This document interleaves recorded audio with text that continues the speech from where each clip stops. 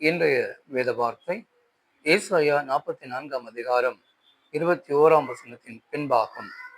நான் உன்னை உருவாக்கினேன், நீ என் தாசன், இஸ்ரவேலே, நீ என்னால் மறக்கப்படுவதில்லை.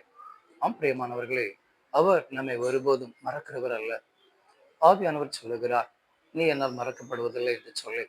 விசேஷமாக ஆபிரகாமை குறித்து பார்க்கும் பொழுது, ஆபிரகாம் 85 வயதாக இருக்கும் பொழுது தேவன் தரிசனமாகி, இதோ வானத்தின் நட்சத்திரத்தை போல உன்னுடைய சந்ததியை உருவாக்குவேன் என்று சொன்னார். அந்த ஆபிரகாம் குழந்தை இல்லாத போது கூட ஆண்டவர் வாக்குத்தத்தம் கொடுக்கிறார். பின்பு 15 வருடம் கழித்து அவருக்கு தேவன் ஒரு நல்ல ஒரு பாலகுமாரனை கொடுத்தார். அப்ப ஆபிரகாம் மனைவி ஒருவேளை யோசித்திருக்கலாம், தேவன் வாக்கு கொடுத்தாரே, அவர் நம்மை மறந்திருப்பார் என்று சொல்லி.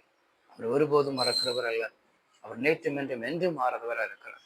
எப்படி ஒரு விவசாயி விதைகளை விதைக்கும் பொழுது கட்டாயம் அது நல்ல பலனை கொடுக்கும் என்று சொல்லி நம்பிக்கையோடு கூட அவன் விதைக்கிறான்.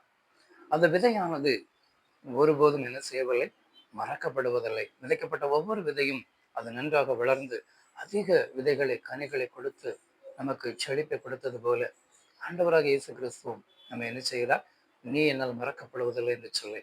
ஏனென்றால் அவர் நம்ம என்ன செய்திருக்கிறார், உருவாக்கி இருக்கிறார். உன் தாயின் கரு உருவாகும் முன்னே அவர் உன்னை என்ன செய்திருக்கிறார், உருவாக்கி வைத்திருக்கிறார். அப்படிப்பட்ட ஆண்டவர் நம்மை ஒருபோதும் மறக்க மாட்டார்.